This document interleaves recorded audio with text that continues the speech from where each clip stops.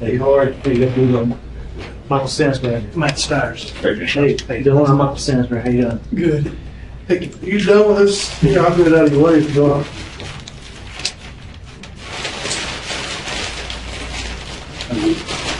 Well, I'm great. We're done. And the extra water there for you. Nice and cold. Hey, you want to take those cups off later? Huh? Shut this for privacy or? Yeah.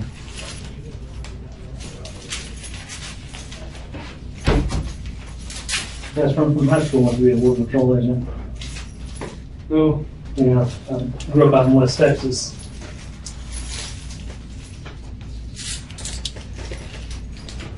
All right, Dylan. My name is Michael Stansbury. I'm with the FBI. This is Craig Jennifer. He's also with the FBI. All right. Sorry, dude, just to show you that we are who we say we are. All right. All right. We want to talk to you about some stuff. I'm sure you probably already know that we want to talk to you. You know, we're hoping you want to talk to us and tell us your story and, you know, what happened, everything, your side of the events. I mean, I know a lot of stuff's been going on, a lot of stuff's said and out there and everything. Well, I don't know anything about it, to be honest. I mean, about what's been said. Right, but we want to talk to you about what happened. All right. Here's the thing, right? Before we can talk to you, we have to go through and give you your rights. All right, and so what we're going to do, Craig's going to read them to you. I'll basically explain them to you and go through each one. But you know, we'll go again. But you do have the right to remain silent. All right. Now, if you can always decide anytime to exercise these rights. You know, at any time you want, you can say, oh, you know what, I don't really want to talk no more. That's fine. You have the right to have an attorney present with you prior to and during any questioning. If you cannot afford to hire an attorney, one will be appointed to represent you prior to and during any questioning. But we're going to go through this form right here, and basically it's a form that they have up in North Carolina. And this says, hey, that we can talk to you and you can talk to us. And we can just go through here, figure out what happened, where we're at, and all that, okay? Right. All right, the police officer, which means federal agent, okay, whose name appears below, told me that he is with the FBI, so I'm Agent Stansbury and myself, we explained to you, okay? And we want to question you about the following offenses, all right, which you're, so before you're asking any questions about what we want to speak to you about, we want to make sure it's clear that you have the following rights, okay? You don't have to answer any questions or say anything. Do you understand that? Do you place your initials right next to that saying you understand that? Just two initials? Yeah, your first initial and your last. There you go. All right? Anything that you say can be used as evidence against you in a criminal case. Do you understand that? Mm-hmm. Can you put your initials there, please? All right. You have the right to speak to an attorney before or after questioning, or have an attorney present with you during questioning. If you can't afford to hire an attorney, one can be appointed for you. One would be obtained for you. Do you understand that?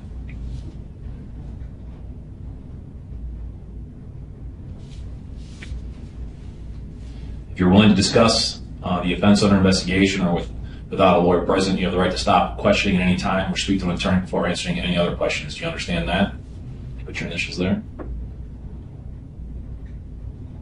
right. What I'd like you to do, can you read this for me? I want to make sure you understand that. You want me to read it out loud? Yeah, read that out loud, this little paragraph right there. Okay. I have read the statement of my rights and I understand what my rights are. I am willing to make a statement and answer questions. I do not want a lawyer at this time. I understand and know what I am doing. No promises or threats have been made to me and no pressure or coercion of any kind has been used against me by anyone. Okay. Having all these rights in mind, you wish to speak to us? Oh, sure. Okay. Can you just sign your name right there, please?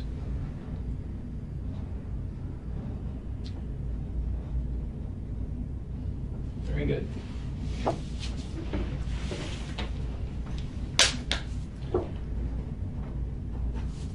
Dylan, you're from South Carolina, right? Mm-hmm. You lived there your whole life? Where'd you go to school? Yes. In Lexington, South Carolina. Mm-hmm. White Knoll High School, but then I went to Dreer High School in Columbia. But then I dropped out of it and went to online school, and then I dropped out of online school. And then I just got a GED, that's it. So you got your GED? Yeah, that's it. Okay. What kind of work do you do? Well, I don't have a job right now, but the only job I've ever had was just doing landscaping. You know, like lawn maintenance, I guess. Mm-hmm. That's pretty much what it was. Okay. And where in Columbia did you live? Did you live with your mom or your dad or? Yes. In Eastover. Eastover? It's sort of. I know where Eastover is. Yeah. Yeah. Out Garnersbury Road? Right. Okay. Was that where was that your mom or your? Well, that's my mom's boyfriend's house. But, I mean, I live there. Okay. But lately, you know, I've been living, you know, at my dad's house too, a little bit. So. Okay. Where's he live? He lives right in Columbia, right downtown. Okay. Right, near Park Street. Okay. I know what you're talking about. Okay. Well, can you tell us about what happened last night?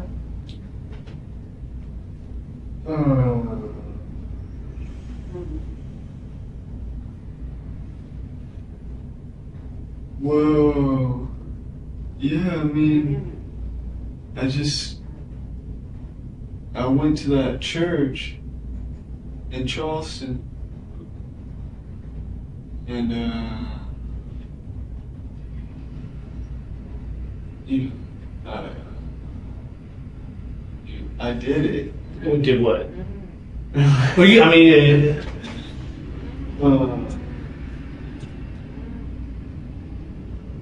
I know it's tough sometimes to say. It's not that I don't want to say it because I don't want to make myself seem guilty. I just don't really like saying it. But I know sometimes we have to face those things, the realities. You know. We don't want to put any words in your mouth. That's why. Right. That's why Agent Stansbury just was asking what it exactly is that you did do. Well, I did. I killed. Well, I guess. I mean, I don't really know. Well, I mean, I don't know how many people or anything like so did you shoot them? that. Yes. What kind of gun did you use? A Glock 45. Okay. Was that your gun or? Yes, I bought it from the gun store. Which gun store did you buy that from? Shooter's Choice. Shoot in West Columbia, Shooter's Choice. Well, it's in Columbia. I'm not sure what. West. Yeah. They got the indoor gun range there. Yes, but Yeah. I've never used it. But yes, they have one. I think. Okay, so it's another one. How long ago did you purchase the weapon?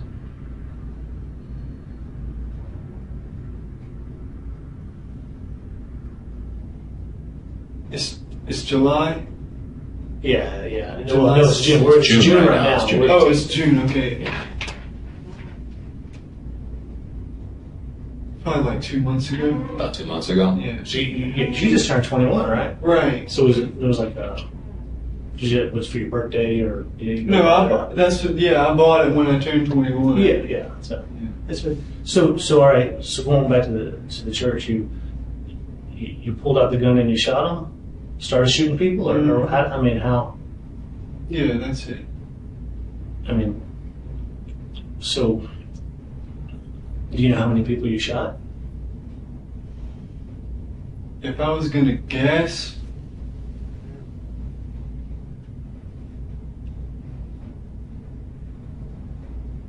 five, maybe. I'm really not sure exactly. Well, 4, 5. I'm not sure. did you say anything to them before or after or during? No, I didn't say anything to them before anything. Before? What about after?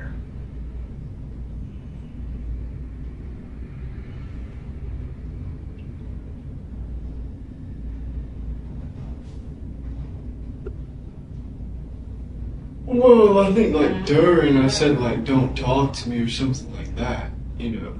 Like while you were shooting? Well, they're like in the middle, you know.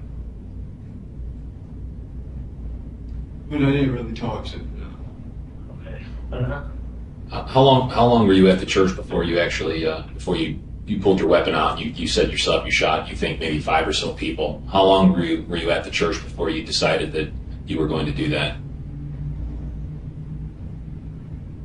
Well, I just went in the church, you know, and then I sat down with them for like maybe 15 minutes. 15 It minutes. could have been 20. It could have been 10, but I think it was probably around 15. Were they having a meeting or something? Or No. This was a Bible study class. so you knew the Bible study class was going to happen. Yes, because I had went there before and I asked them. Okay, so you've been to the church before, Well, not in it. but outside. So when do you have Bible study? Or Well, yeah, I just saw somebody get into their car and I asked them. When was that? Oh, that was like, oh God, that was probably.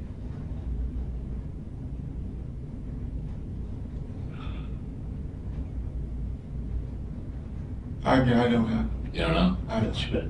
well, That's a lot back. right before or when you pulled out your gun and started to shoot, or right before, did you remember what you said, or if you said anything to the people when you pulled? Because I mean, Oh no, I if didn't. you suddenly pulled out a gun and I'm like, Right, that's what I did. I didn't say anything to them before I pulled it out. did they?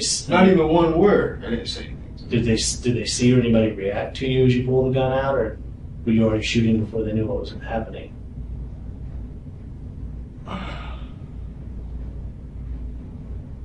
I mean, they reacted after I shot. Right, we understand. Yeah. Right. I guess my question, and it might have been a bad question. I was just trying to figure, if I suddenly found a gun up, if I pulled a gun out and everybody saw it, people might start to run or Oh whatever. no! It was very fast. It was not like I was like, it was like quick motion. So can you show what were you sitting down and you did it, or did you stand up, or what? Yeah, I was sitting down. The first. Can you show me like what you did? I mean, Yeah, it was just like, did like this, or just yeah, like, and just started shooting it yeah. at people? And we'll go back and I'll ask you some more questions. See, I had it in a bag. It was in the bag. The bag's there. I dropped it. You dropped It a was a bag. black. Like, it was like a thing you can buy at a sporting goods thing, for military people to hook on their whatever, their vest or whatever. But I just put it in my belt, and I had all my magazines and the gun in there. When I walked in the church, this thing was right on me, in front of me, Mm-hmm. And I was like, oh my God, they're gonna see it, And obviously they did, because I mean, this thing is big, it's heavy, Mm-hmm. because it's got 7 magazines, and I put 11 bullets in each magazine. They can hold 13, but I didn't want any it to jam or anything like that. So, but anyway, it's still really heavy. Anyway, they saw it, but I just sat down because I guess they just didn't say anything, And then I was sitting there and I was like, just thinking about whether I should do it or not. And that's why I was sitting there for 15 minutes, just like, because I know I could have just walked out, because they didn't say anything to me about the thing on my belt. So I could have walked out, and that's what I was just thinking, But then I just, I don't know, it's not, you want to say spur of the moment, but I just finally decided I had to do it. And that's pretty much it. Well, that goes to the next question. Why did you have to do it? Oh, I had to do it. How come? I mean, that's what I don't know. Me. Oh. Well, I had to do it because somebody had to do something. Because, black people are killing white people every day on the streets.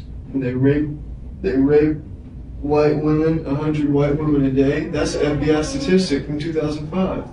That's 10 years ago. It might even be more now, who knows. It sounds unrealistic, but you break it down, that's 2 a state. It's really not unrealistic at all. It could not be more. The fact of the matter is, what I did is so minuscule to what they're doing to white people every day, all the time. And just because that doesn't get on the news doesn't mean it's not happening. Everybody knows that the news is biased for black people. We can pretend it's not, but we know it is. Dylan, when you said you had to do this, so basically what you're... I had to do it because nobody else is going to do it. Nobody else is brave enough to do anything about it, Back in the late 80s and the early 90s, we had skinheads and stuff like that. There's no skinheads left. There's no KKK. KKK never did anything anyway. So basically, you were trying to make a statement or prove a point on behalf of the white race. Is that what you're saying? Yeah, in a way, I guess. Did somebody help?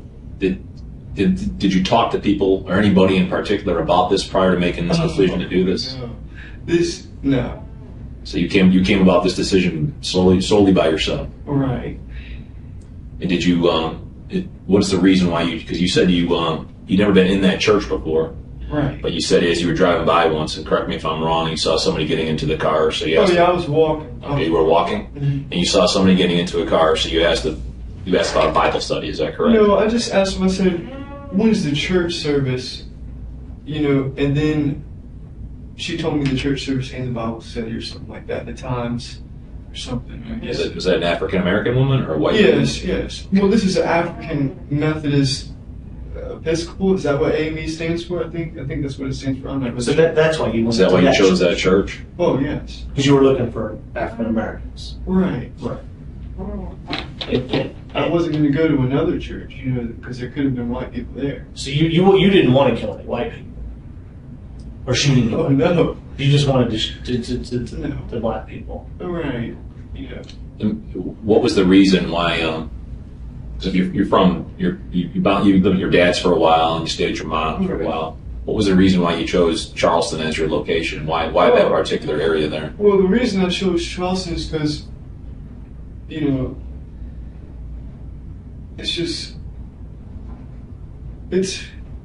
I like Charleston. Mm-hmm. It's really nice down there, and it's a historic city. At one time, I think it had the highest ratio of black people to white people in the whole country. When we had slavery, but and then the other reason is just because that AME church was historic too. It was a historic AME church. I mean, I guess that's pretty much the reason. Well, how did you find out about that AME church in Charleston? Did you research it? Yeah, on I the just internet? looked up black churches. On the internet? Yeah. Where'd you do that at? There's a website called SCI Way, like SCIway.net. And it's got a bunch of stuff about South Carolina. Okay. So you went on the internet to find black churches, and you knew South Charleston had a high black population. And it was Well, I could have done it in Columbia too. There's black churches in Columbia. It's just, I don't know. I just wanted to go to Charleston, I guess. I don't really know. But that church, the fact that church was a historic church, it's been around a long time. Right. That was gonna. I mean, I guess what I'm asking is, were you trying to make sure you were sending a message out? You wanted to send a message. Right. You wanted people to know, hey, Yeah. I got to stop this, or what? Right? That was your message. Right. And that one's right by downtown, right by King Street.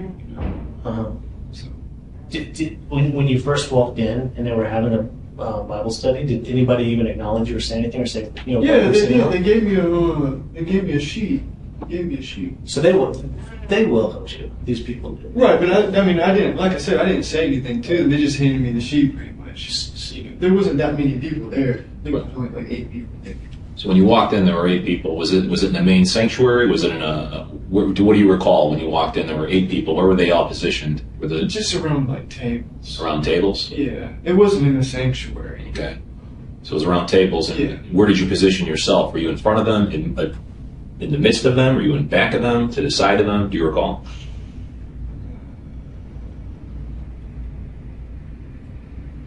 Well, there's like a table here and a table here, and I was sitting over here.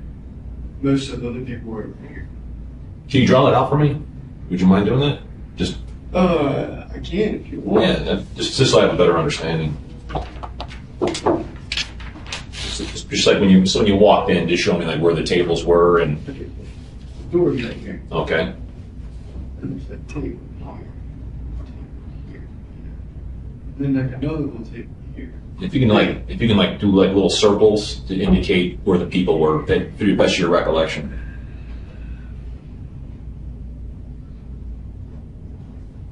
Okay, well, there's like I said, most of the people were like over here. Uh-huh. Or maybe like this. And then, but I was at this table. So put an X where you were. Was there anybody else at that table with you? No. Okay. But this is Yeah, that's pretty. I mean, I don't know. That's probably not 26. I don't know. Sure. That's probably not the right number, but I'm just trying to give you an idea. Right. This is the door. So you walked in, and you Right, said and I was walked over here, and they gave me a sheet. little sheet, and you said you put your bag down on the ground. Is that what you said? Oh no. Or you had the bag on you? Yeah, the bag was on me. Okay, I dropped the bag afterwards, like as I was leaving. I got you. So you had the bag on you. It's about when you finally thought, no, I've got to do this. I've got to, you came here to do it, and you told yourself you had this thought. You had a thought about leaving, right? Yes, I did. But then you said, no, I'm here. I got to do it. Right. And so you pulled your gun out of the bag. How many magazines did you have in your bag? 8. Yeah, 8. But one was in the gun. Yeah, so 7 in the bag. 7 in the bag. Okay. Yeah. So how many times did you reload? All the times. So you went through all 8 magazines. Yes. No. Actually, no. I went through 7 magazines, and I took 1 magazine with me, which is still in the gun. And where's the gun at now? Well, it wasn't my car when they arrested me. When they arrested, so the gun. And I told them about it. And it's got one loaded magazine. So you shot through. You had essentially, I said you put like 10 or 11 bullets in each magazine. So, Right, so the gun wouldn't malfunction, the misfeed or whatever, right? Right. And so you reloaded, you shot and reloaded 7 times, or am I right? One of the magazine, and reloaded, yeah, 'cause the last one you took with you. You shot. Right. One that was in there, shot it. Went through 6 more magazines shooting, and then Right. reloaded. Did you? So, but by that time, I mean, people that were already down, did you walk up and shoot them that had already, went to the fellows See, down? it was sort of complicated because they were all like under the tables. You see what I'm saying? It's not like I was like going around shooting people that were already dead or anything like that. It's just when I shot a magazine, it's like I just went pop, pop, pop, pop, pop, pop, pop, pop. You see what I'm saying? Like at one person. You see what I'm saying? So when you started shooting, I guess you say you were so quick shooting, like maybe they didn't even see where it was coming from. Right. Well, the first shots. And they all dove under the table. Right. Everybody dove under. Everybody did. Yeah. And then you went around the tables to shoot them. No, not exactly. Because there's some people that I didn't shoot. I think there was 2 people that I didn't even shoot at all. Like one woman was over here, and I didn't even shoot her at all. Because she was like looking at me and stuff. So you didn't shoot that one woman because she was looking at you. but I say it's hard to shoot somebody when they're looking at you, right? I mean, it is. It's hard to shoot somebody anyway. Right. But the other people, so were they shooting them in the back or just wherever they were, however they were? Right, just however they were laying, I guess. Like multiple times. So the first magazine, if I'm reading right, you pull out, you just start shooting. You go through that very quick. Everybody dives under the table. Right. You then reload the magazine. Do you just get up and start going around? There's people under the table just shooting. Yeah, but I was sort of pacing around, because I was like freaking out a little bit too. You know what I mean? It's not. There was pauses in between, thinking about, what I should do and stuff. But I guess in a way, you could say that's what I was doing. But did anybody try and run, or did it fall under the table? See, I thought everybody was going to try to run out the door, but nobody did. They all went under the table. And nobody charged you to try and stop you. No. All right, and we'll come back more. But so you go through the one woman you didn't shoot at all. She looked at you, and then there was another person you said you didn't shoot at all. Was that a woman or a man or? Yeah, I think it was a woman. Okay. Did she look at you too, or? No, she wasn't looking. Why didn't you shoot? I mean, she might have got shot. I'm not saying she didn't get shot, but I'm saying I didn't aim at her and shoot. Okay. Was there a reason why you didn't aim at her and shoot?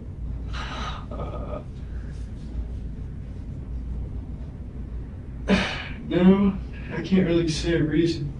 Okay, so after you shoot, do you leave all your magazines laying on the ground? Yes. Except you put a fresh one in, so your 8th magazine you load it. Right. So you leave the bag there, you've got the gun. What do you do next? Well, then I leave. Right. Well, I mean, but you go out the door and The same door I came. Okay, and where did you go to? I mean, where's your car? I went to my car. And where had you parked at? Right by the door. Just out on the street, or is there a parking lot? Literally right by the store. So in a parking space. So this is a street parking right out here. No. They've got a gate. You see, and then they've got parking space. So you went into the gate and parked. Yes. And then got out, parked by the door, walked in, walked out. Would you mind initialing this? and write the word door right there. Initial in this? Well, this so it's yours, so later you can say, yeah, that's me. Just write the word door right there. You can write initial, like right above where you were I don't sitting. know if I said initial. That's fine. That's okay. You don't have to. That's fine. But anyway, so you go and you get your car, and you get and leave. So where do you go? Well, to be honest, I was in absolute awe that there was nobody out there after I had shot that many bullets. I was like, Right. oh my God, what are these cops doing? They're not even really doing their job. If you hear how many shots, I don't know how many shots that was. You know, what is it? 7 times 11. 77. You know, and there's not even a cop outside. You know, so obviously, when I walked out that door, you know, I peeked out the door. So I thought there was going to be somebody there ready to shoot me, you know what I'm saying? So, you know, that's really why I had the last magazine, is not to shoot cops, it's so I could shoot myself. You see what I'm saying? When I saw a cop. So you had it. So if the law enforcement would have showed up, you were going to go ahead and just. Yeah, I wasn't going to ever shoot at a cop. I was going to shoot myself. But anyway, like I said, there was no cops. So I just got in my car and then I just drove out of Charleston, you know, onto the interstate. To 26. Like the interstate going back to Columbia? I would think it was in that direction, but I didn't go back to Columbia. Where'd you go to? Charlotte. So you drove up 26 to. Did you drive up the interstate the whole way to Charlotte? No. Or you take it back to I was taking all kinds of routes. I don't know. What was the reason you chose to drive to Charlotte? Well, I just didn't want to go back to Columbia, and I just, like I said, you know, I was still in all that I even was driving at all. I even got away. You know what I'm saying? Sure. So I just picked a place. So you didn't expect to survive. Oh, no. So okay, so we'll go back to where you. Because I had some more questions getting or you know, to that point. Are these the clothes you were wearing last night? Or did you change Yes. it? So No, I haven't changed. So those are the Timberland boots and the black pants. Did you have a jacket or a hoodie on or something? Yeah. No, I had a long sleeve shirt on. Oh, Over this. Over there. Where's that at now? It's in. It's in your car. Okay, so these are the clothes you wore. And essentially, we'll come back to where you went. So I'm just going to kind of recap. You picked the AME church out, the African American Episcopal Church. It's a historic church, been around a long time. It's a black church. You knew there'd be black people there, and probably not any white people there, right? Because you did not want to kill any white people. You went there with the intent to kill black people in retaliation for what other black people have been doing in the United States. That's why you went. Right, and so, and to make a point, right? I don't know if we'll call it is it to use it? Sometimes we use the word political or revolutionary or Well, I guess it could be considered political. political. So, is it safe to say, you know, you don't like black people?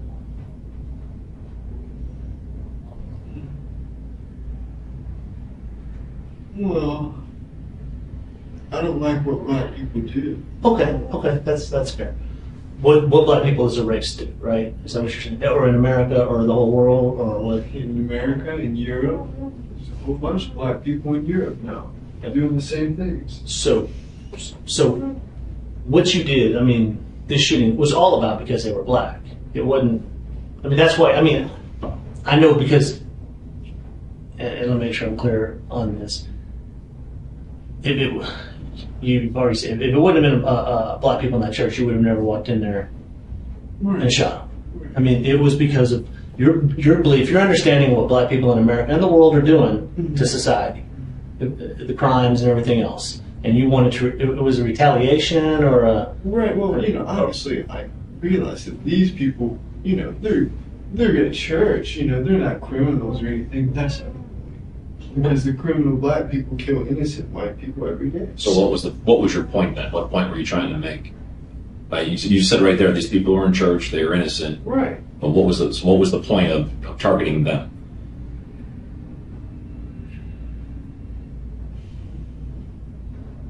Because I just knew that would be a place where there would be at least, a small amount of black people, in one area. Yeah. You see what I'm saying? I thought about going to like a black festival or something like that. But you got security and stuff, and you got to wait for the date. You can't do it whenever you're ready.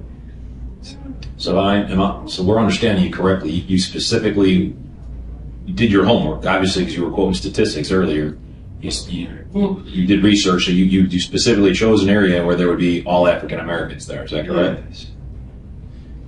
Are you in any type of earlier you mentioned like the neo-Nazis. Yeah, skinheads.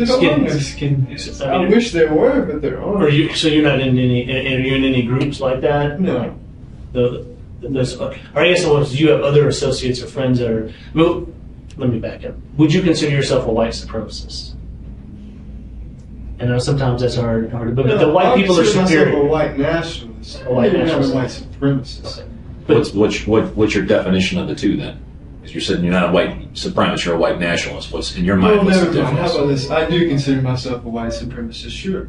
If white people are superior, that's what you be. Yeah, that's what I'm asking. Right? That the white race is superior to all the other races. And so you're No.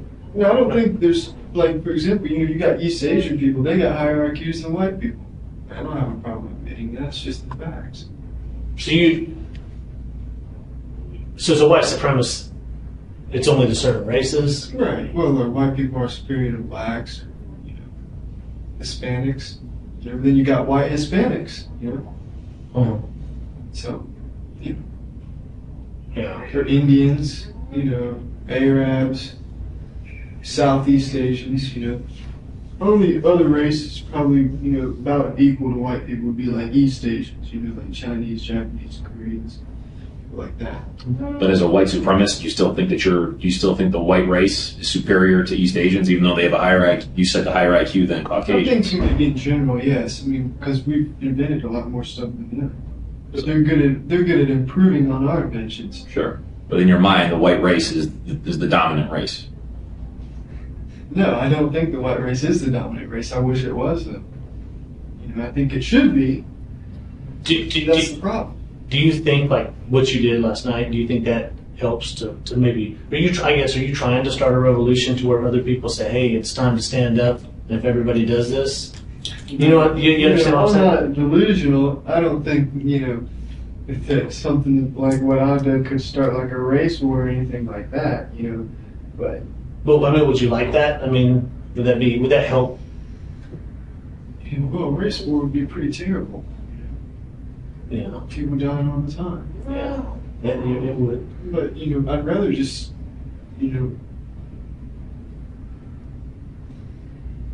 just be able to, like, reinstate segregation or something like that, without there having to be a race war. But, there probably will be a race war eventually. But just segregation, right? That's all. That would be okay with me for right now, but like I said, that's sort of unrealistic. That black people aren't just going to let themselves, go back into segregation. Not that segregation was bad, it wasn't. How long have you felt this way? I guess my question is, was there ever a time where you? Right. Well, I'll tell you. Yeah. The first thing that I guess I would say woke me up, would be the Trayvon Martin case. That was a while back. Right. What was it, 2 years ago? And I kept hearing about this kid, and I'm like, eventually I decided to look his name up, just type him into Google, you know what I'm saying? And then I read the Wikipedia article about Trayvon Martin. And I couldn't understand what the big deal was. You see what I'm saying? And then, for some reason, after I read that, I typed in. For some reason, it made me type in the words "black on white crime," and that was it. Ever since then. So prior to that, you really didn't think too much about black and white relations or white and black relations. Right. Well, obviously, you live in South Carolina. There's so many black people here.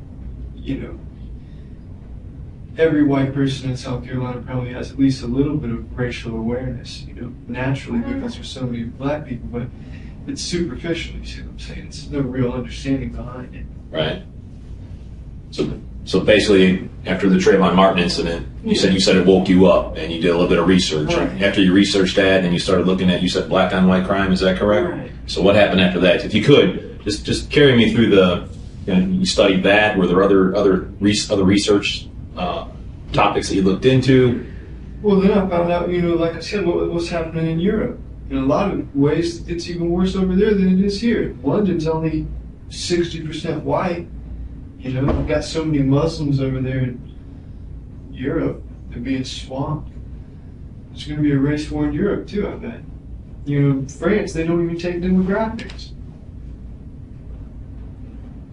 Well, on this incident, did you share? I mean, were any of your views shared by any of your friends or anything? I mean, Oh, no. did you ever talk to any of them about it? No. No. Well, wait. Do you have a phone, a cell phone, or anything? Oh, no, I don't even have so. How do you communicate with? I don't. You don't. So, if your dad or somebody wanted to get a hold of you, would they get a hold of you? Oh, I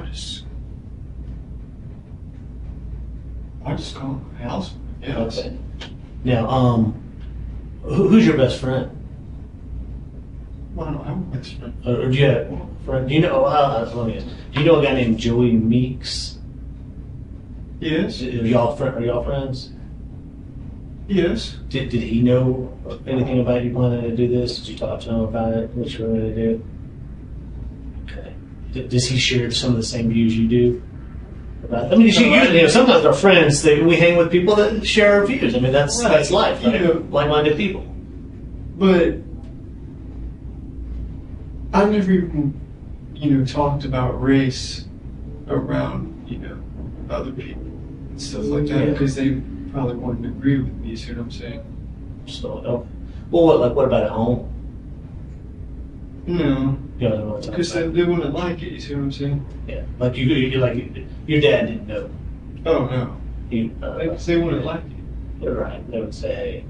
Did you ever bring that topic up to your dad or your sister or anybody, your grandparents? Did you ever just talk about it and then? No, never. Well, we're going back to the last night again at the church. Do you know about how many men or women that were there, or? Right. 8. I'm guessing 8. If I told you that someone there said that when you started shooting, or right when you did it, that you said, "I have to kill black people," I didn't say that. You don't remember saying that? No, I didn't. I probably said something similar to that. What do you think? In the middle of it. Yeah, okay. No, Okay. when I started Right, shooting. because that's right. When you started shooting, you just pulled out and started shooting because you wanted to get the jump on. Right? Of course. Right, because if they saw it, somebody might have tackled you or whatever before you got the gun out. Right. And you thought about that. Right. Man, did you practice somewhere No, I drawing? didn't practice or anything like that. Did you ever go to the gun range or out the country to practice shooting? Well, I'd shot my gun before, But Where would you go? I just shot it at my house. And Eastover. Right, because that's outside. Yeah, it's in the country. Where did you get what kind of bullets did you use? Just the 45 bullets. I mean, did you try and buy any special bullets, hollow Oh, points? yeah, they were hollow points, but they were just the cheap kind. Did you get those instead of ball for any reason, or did you even think about it, or just that's what you had? Well, no, I just saw them there and it sounded good. So you bought the bullets. So walk me through this. When did you decide? All right, I know you went to the church before and you found out they had church meetings on Wednesday. So at some point you then decided, okay, you have your gun, right? You bought that just a while back. You go to the store and you say, all right, I'm going to buy these, but I got to get the bullets for the job. No, I had bullets. I had bought bullets weeks ago. Okay, but did you buy that? Did you buy the bullets with the intent of doing, of going to kill the black people? If you're at the gun store and you're like, yeah, these bullets right here, these are the bullets I need to get. Well, I guess so. But I could have used them just to shoot the gun too. You see what I'm saying? Right. But you wanted, right. I had to have enough bullets. Right. To fill up the magazines, sure. In the hollow points, gun bullets that are known to stop people. Right. Just like we carry bullets that are, we want to carry good bullets. And so you thought that, I'm just saying, did you think about it? I mean, Yeah, I thought about it. okay. And where did you buy the bullets at? Walmart. Just Walmart? Which, do you know which one? Well, actually, I bought them at different Walmarts. Not for any reason. It's just I didn't have the money, to buy them all. So you just got to stop. I mean, no, I say stop. You're in Walmart. Well, it's just two. It was only 2 boxes, but 2 boxes of bullets. So you bought 1 box at one Walmart and 1 box at another. Yeah. Do you remember which Walmarts they were?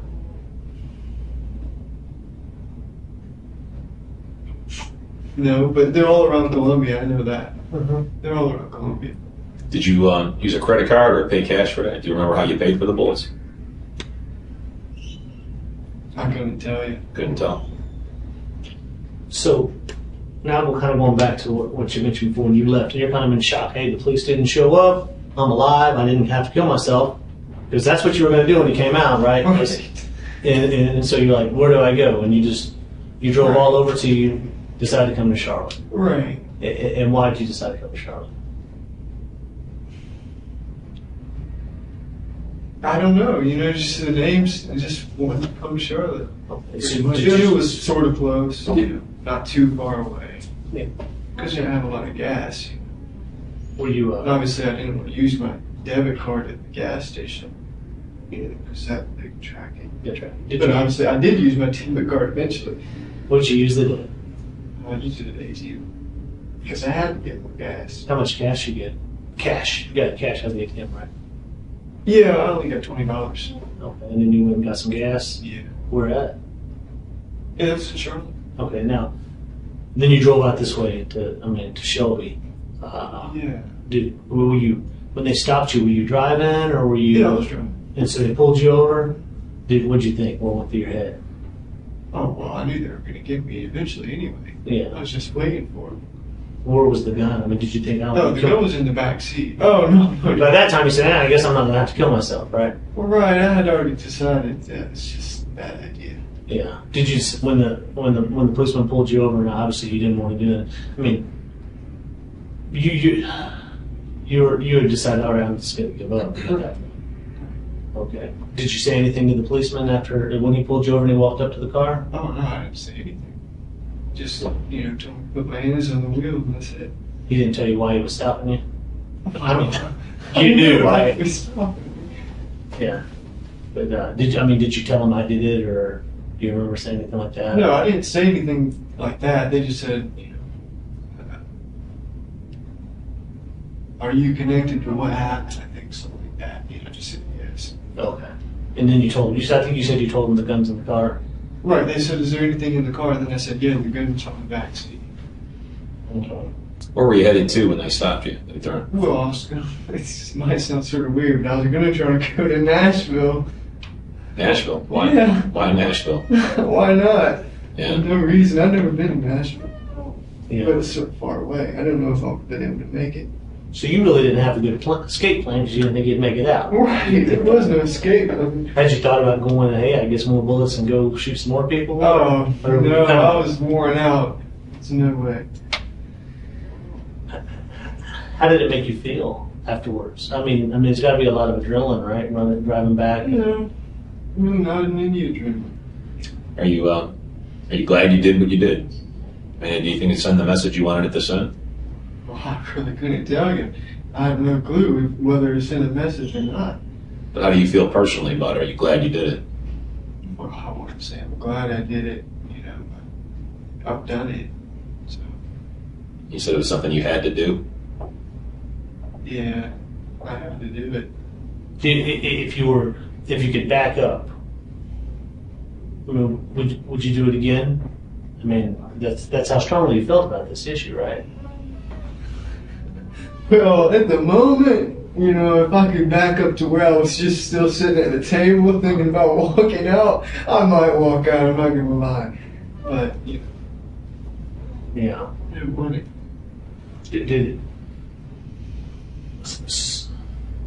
So, what is your thought about those people, though? Because I think you kind of alluded to it earlier. In your mind, they're innocent people, right? I mean, there was clearly church-going people. They're in a Bible study. Well, I'm trying not to really think about it, But I mean, I guess the question would be: is it because they were black that really kind of overrode everything else? Because you had to send that message.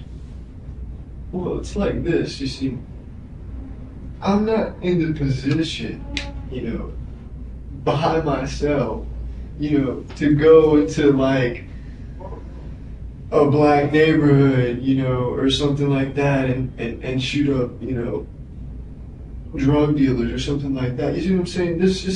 That's not going to do anything. You see what I'm saying? I had to go somewhere else. You see what I'm saying? So what you said, you had to go somewhere where you could shoot some people without getting shot. I mean, that right? Right. I mean, Even if it, not necessarily that, like, say a black drug dealer would have shot me, but say I would have shot him, that's only one person. You see what I'm saying? okay, so it wasn't the fact that you could have shot him and he might have shot you. Right. It was the fact that you knew I could shoot more people, like you alluded to or you said earlier. Right. There was several people in that. Do you wish there would have been more people in there? I mean, no, because like I said, if that was the case, I would have shot everybody in there. You see what I'm saying? Afterwards, it was just like, that's why I didn't shoot that other lady. I could have, but I didn't. Do you remember telling that lady, "I'm going to let you live so you can tell my story"? Or something? Yeah, I don't remember saying that, but there's really no story. What did she say to you when you said that?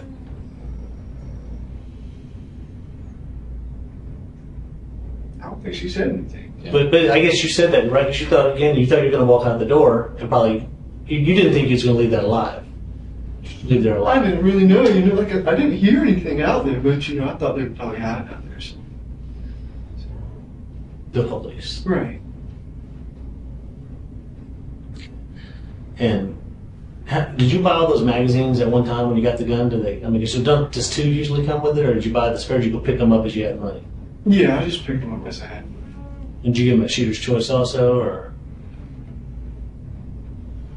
I think I got most of the shooter's choice, but I might have gotten a couple somewhere else. But I think I got most of the shooter's choice. So do you remember filling out the 4473, that form, the ATF form? Oh, you yeah. fill out to get the gun, and you put all your information on there, Right. and all that and everything. Okay. So is that the only gun you have? Yes. It's Yes. the only gun you've ever owned? Right. And did you carried that and kept that with you, or where did you keep that gun before last night? Oh, I had it with me in my car.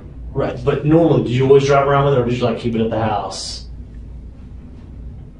Well, for the past week or two, I had it in my car. Is that because you were at any time ready to go, or? Yeah, I guess.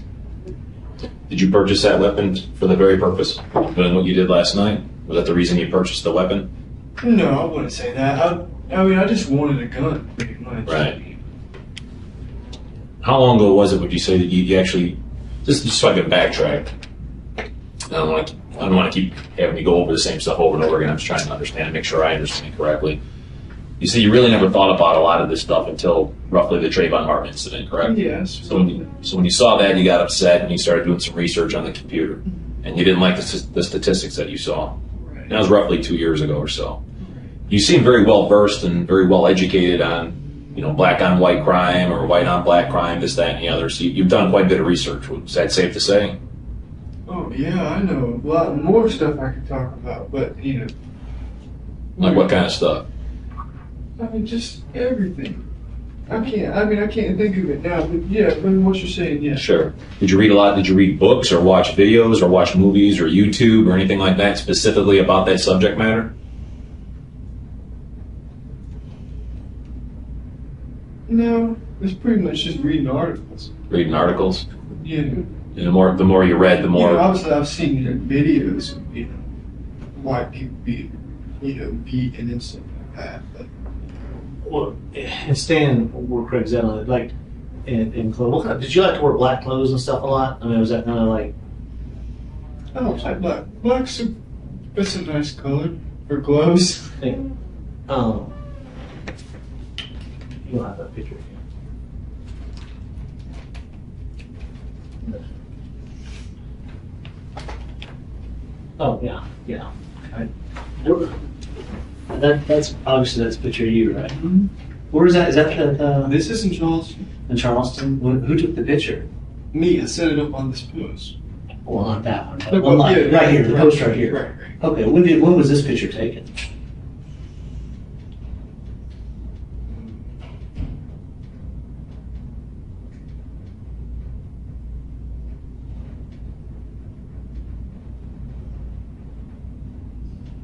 maybe 2000. It could have been. It could have even been 2014. I'm not really sure. So big one when you went down there before and checked the church out. Oh no! I mean, I've been in Charleston a bunch of times. Okay, so you should do like you just go to like that jacket right there. Mm-hmm. That's not the jacket you were wearing last night, right? Oh no! I was just wearing a long sleeve shirt. Was it a black long sleeve shirt? No, it was gray. Gray. Okay.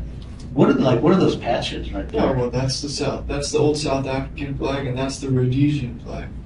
Old South, like we're back when. Yes. Okay. Rhodesia. Can you tell me about? In South Africa. So the old back when apartheid and back when it was a British colony, South Africa. Right, that's the apartheid flag. And then Rhodesia, that was a country in southern Africa, right above South Africa. And was that their flag back when it was Mhm. controlled by the white? Right now it's Zimbabwe. Okay, but that's back when the white people controlled. Right. And what is? Oh, that's just. I got that jacket at Goodwill. That's just like a Richland County Academic All Stars or something. Oh, okay. Did those patches come on that jacket when you got it, or did you buy them and put them on there? I bought them. So what was so what is the reason why you chose those parts? Of all the patches you could have chose, why did you choose those two patches? Well, because they represent white people ruling in the homeland of Africans and ruling as minorities. Ruling as minorities? Yeah, and that's powerful. Okay. How come you got that mean look on your face in those pictures? No, I don't think it looks mean. Was that? I mean, you're not smiling. Were you trying to? I mean, or is that just you don't? What? Yeah. Oh, well, that's 1488. You guys probably know what that means. Why don't you explain to me what that means? 14 stands for we must secure the existence of our people and a future for white children, and 88 stands for Heil Hitler.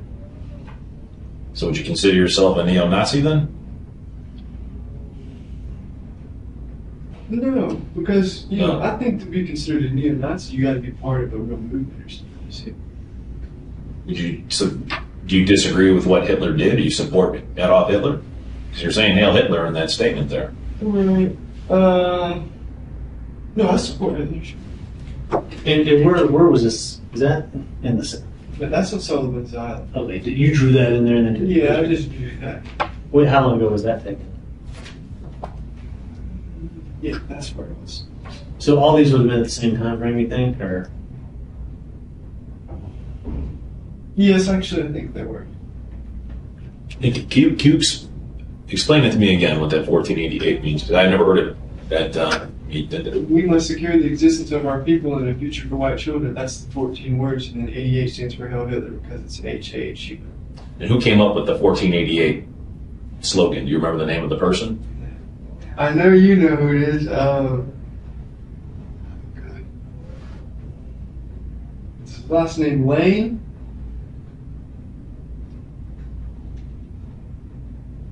I don't. Well, who was he though? To you, if you don't know his Oh name. no, I don't know anything about him. I just heard his name or saw his name. Yeah. I'm not really sure what his name. But he just came. He just came up with 14 words. Right. He didn't come up with 88. And you identify with and agree with what those numbers represent? Yeah, I guess. Do you believe that your actions last night? I mean, that'll make you a martyr amongst people of similar beliefs. I mean, was that kind of your goal to become a martyr? I mean, if you're thinking you're going to kill yourself, that's kind of what a martyr does, right? For the cause. Well, that would be nice, sure, but I don't really know if that's what would happen or not. You see what I'm saying? I mean, did you want people to know who you were and what your cause was, or were you trying to bring this attention to the cause? Yes, that's basically. So, sure. Can you tell me about this? Oh, that's just a DVD. This is amazing, great. Well, I know that. It's okay. I read the back of that, and you obviously watched the movie. What's this movie about? This movie is just about a British skinhead in the 80s, like 82. I think it's not really that. It's not really like a real racist movie or anything like that. It's more just he's just a delinquent, pretty much. Well, it talks about the skinhead who's random acts of racism, vandalism, and violence. Right, but if you watch it, there's really nothing violent in it. No? No. What about American History X? You ever seen that movie? Yeah, I've seen it. What are your thoughts on that movie? That's an okay movie, but you know, it's got an anti-white ending. You know what I'm saying? The only reason I think it's funny because that's a good movie, you know, but at the end of the movie, the only reason they give for you not to be a skinhead is because it's bad to go around with so much hate in your heart. That's literally the reason they give, and that's the only counter reason they have. You see what I'm saying? So in the movie, when Edward Norton's character went to prison and changed his ways and saw that people are, you know, everybody's kind of the same on the inside, no matter what their skin is on the outside. Everybody has the same struggles that they just may not, you know. I don't know what a black man's struggle is, just like he really doesn't know what my struggle is. You know, we all have our own things we go through in life, you know. So in that movie, I mean, that's the whole point, right? So you're saying the way it turned out when Edward Norton comes out and he now realized he was wrong, you're saying he should have come out and realized he wasn't wrong. Of course. Right? That he should have. There was no, you know, it's just a movie. Yeah, it is. Right, but there's a lot of symbolism behind movies. Like in the beginning of the movie, it like in the shows. beginning of the movie, the first part of that movie is great. It's good. Why is that great? Because, you know, it shows him being, you know,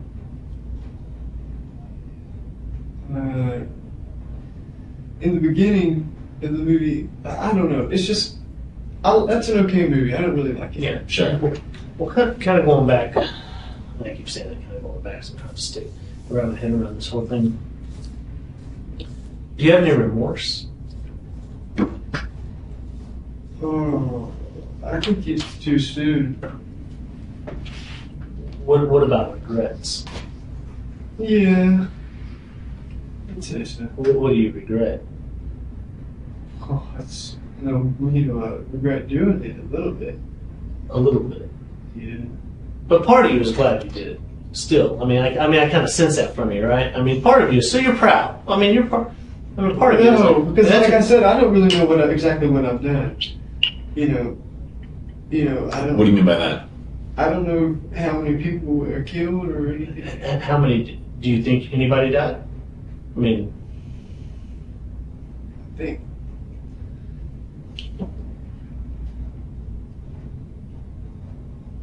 or do you Yeah, I know? think somebody died. I mean, how do you know? I mean, you I wouldn't know. don't know for sure. How That's would the you- problem. I mean, did you shoot anybody in the head? No, I don't think I did. Was it all? Intentionally, I didn't. I mean, I intentionally didn't shoot anybody. Were you aiming down the sights, or were you just shooting, pointing and shooting? You know. Right, I was just pointing. But I didn't aim anybody's head.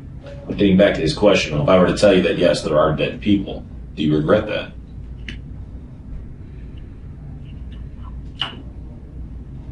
Or mission accomplished? You said it was something you had to do, so it's Yeah, I mean, it's kind of one or the other, you know. No, it isn't one or the other. It isn't. So Well, but what he's saying is, I mean, let me go. Your mission it wasn't just to go shoot people. It was to kill black people, right? I mean, you know, 45, Glock 45. That everyone knows that's the handgun. If you want to take care of business, I mean, that does the job, right? That's why you bought that handgun. Well, yeah, when I got a gun, I wanted to get the Yeah. biggest caliber. Biggest caliber, and the Glock that holds the most bullets for 45. I mean, there may be some that hold more. I don't want to, you know, whatever. But and they're good guns. I mean, the police carry those guns. I mean, it's a good gun, and it's. But going back, your mission, your plan that you had established and decided you wanted to do, well, it was to kill black people, as many black people as you could, in one location. Right. Well, that was the original idea, but like I said, when I got in there, you know, it was not really about how many I could kill anymore. You see what I'm saying? What was it about? I don't know. I mean, it's just like, you know, after I'd already shot people, it's like I didn't really even feel like I needed to shoot, you know, everybody. You see what I'm saying? Which again, it goes back to what we said while ago. Part of that, you know, you thought you were probably going to die, and someone could tell the story. You know, that's more really an excuse. Yeah. It's not really. It's really that I just didn't want to kill it. So, See what I'm saying? so if I told you 9 people died last night, how would that make you feel? And I wouldn't believe you. It was 9. There wasn't even 9 people there. It was just a little bit over 9. But it's hard when you're looking at the tables to judge people. I don't know. Because you said when you went in there, you said it could have been 6, 8. You really weren't certain. You know. Are you guys lying to me? No, we're not. 8 people were dead at the scene. 2 were rushed to the hospital. So I guess it was 10 people were shot. Actually had gunshot injuries. It's my understanding. The 9th person died at the hospital, but 8 people were dead on the scene. They showed up.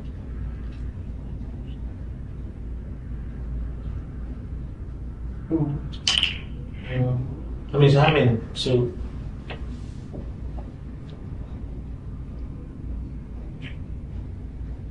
how do you feel? In all honesty. Well, it makes me feel bad. But also, but as Craig was saying, I mean, your mission was to kill black people. I mean, you killed 9 black people. You said earlier that you, just to recap, after watching the Trayvon Martin, you got upset. You started doing research. You said you could have done it in Columbia, but you chose not to. You picked out that particular church because of the historical meaning behind the church. You actually drove out to the church. There was a black lady, you said, getting into her car as you were walking by, and you found out that there was going to be a Bible study there. So you knew that there was going to be a large concentration of black people at the study. You said you went into the study. So you thought about this. You finally made the decision. You had your weapon. You said maybe April or so is when you got the weapon. So now you had your weapon. You said you bought 2 different boxes of ammunition, one at one, possibly one Walmart, one at the other. So you didn't buy it all at one time, but you over 77 rounds over time you collected. You brought that weapon with you in a bag. You said you had X amount of, correct me if I'm wrong, was it 7 magazines? 8. 8 magazines altogether. All right. You went into there. You went into the Bible study. You walked in through the door. You saw these 2 tables. See, 1, 2, 3, 4, 5, 6, 7, 8, 9, 10. So you drew 10 people. You sat right here at this table. You sat for about 15 minutes. Could have been 20. Could have been 10. And you said that you just had to do it. You said so when you stood up. You said you started shooting. When you went back to the door, you told us that you fully anticipated after firing 77 rounds that law enforcement would have responded. You were fully anticipating that, and you said you kept an extra magazine, but you weren't going to use that magazine on the police. You were going to use it on yourself. But when you looked outside and you saw the police weren't there, you were kind of shocked. You said, wow, geez, the police aren't doing their job. You specifically parked inside the gated area. You said you got into your vehicle. You started to drive, and you said you thought of Charlotte for some reason. So you drove to Charlotte. At some point in time, you said you used your card to get $20 out of an ATM.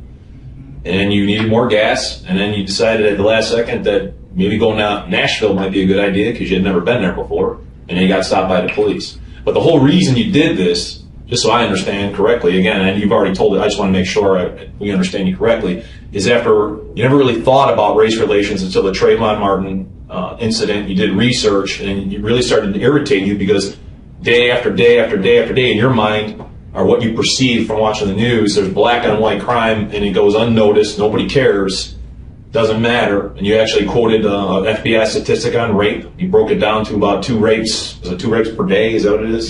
2 rapes per state. 2 rapes per state per day. And that upsets you. And you basically said that when you went into the church, you had made your mind up that you had to do this.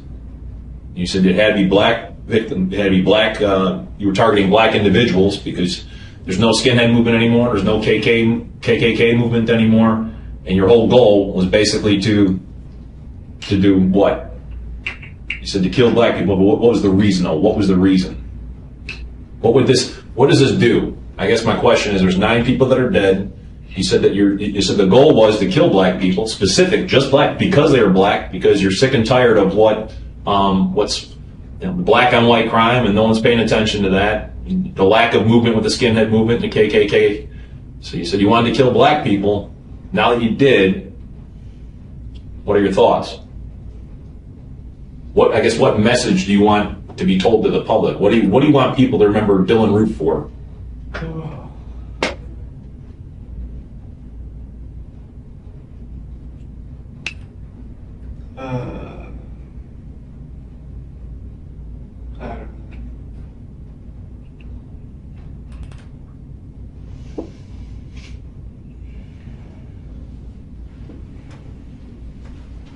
it's tough, right? Thinking about that whole thing, you know, when you go through, but knowing, and even before, I mean, you knew your actions were going to kill people. You said you believe at least probably one guy probably died. I think early on you said you shot 4 or 5. You thought maybe 4 or 5 people were dead. I may be misspeaking, but you knew when you left, when you were driving, before you got stopped, before you messed, you were under the assumption you killed 4 or 5 people, right? Yes, that's true. But your numbers were doubled. It was 9. So, I mean, you've done it. I mean, what do you think should happen to you?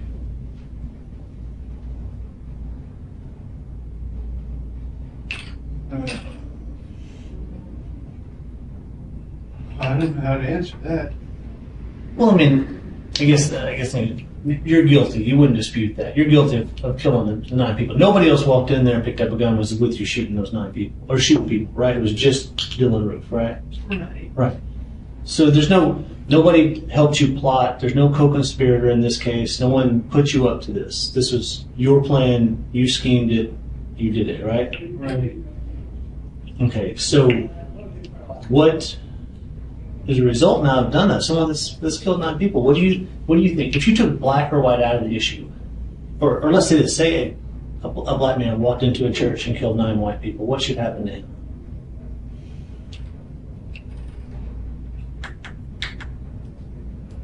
You already know the answer. Just tell us. I mean, I can see by the look on your face you already have a thought. So what was your thought on that when he asked you? Well, you should probably die too, I guess. Well, and I'm not sitting there saying, oh, you think you should die, because I mean, you thought you were going to die anyway carrying out this mission. But I guess the question I'm asking, you've said it, I just wonder, are you guilty of this? Would you consider this a crime? Yes. And you're guilty. We'll say it again? I am guilty. We all know I'm guilty. Here's the thing. The reason why he'll say that and he asks you to, we don't ever want to put words in your mouth. We're not going to. Right, I know you need me to say it. I get it.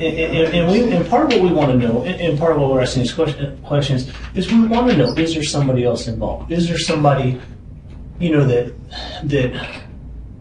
nurtures you and like led you down this path, or was this just Dylann? Did Dylann just come up with this all on his own, as you said, or is there somebody else there that's recruiting, training, and getting paid and saying, "Hey, let's go do this"? No, I mean it's pretty much just it sounds lame, I don't really like to say it, but it's pretty much just the internet, Yeah, all the information's there for you. Can you, other than the movie that you watched, that Britain movie, we talked about American History X, which you said is not a good movie. Are there specific books that you've read about this subject matter? Books? Articles, magazines, authors? I haven't really read any books. I haven't even read, Mein Kampf or anything like that, Was there anything that you read, music that you listened to, videos that you watched to help you get into the mindset to carry this out? To help, for instance, I played football, back in the day. And prior to football games, I used to like listening to AC/DC because it was hard rock music to get me pumped up. We'd play it in the locker room, we'd go on the field. So I guess what I'm trying to ask you is there anything that you did in preparation for this to get you to the point where when you were sitting there, when you said, you made that decision, I got to do this. Was there anything that you did to prepare yourself so you can say to yourself, I got to do this and I'm going to carry this out? Is there anything you did to prepare yourself? No? But I mean, it's pretty much like I had been preparing myself mentally. Okay, tell me about that. Tell me about that. Tell me about that. That's what I want to know. Tell me about the mental preparation. Because what I really want to know is, like you said, you walked by the church, that lady was getting into the car, so you knew there was going to be a large concentration of African American people, black people in that church. Those were your victims. You decided you had to kill them, you had to do it, you had to send a message. You said there was some mental preparation that you did. So I want to know a little bit about the mental preparation, but I also want to know, when was it that you decided, I'm going to do this? Was it on June 16th? Was it yesterday when you woke up in the morning? Is it when you left your mom's and you said, that's it, I saw this thing on the news, I'm fed up, I'm going to send a message? When did you decide, I'm going to do this? I can't tell you. You can't tell me? I mean, I've been thinking about it. Right. How long have you been thinking about it?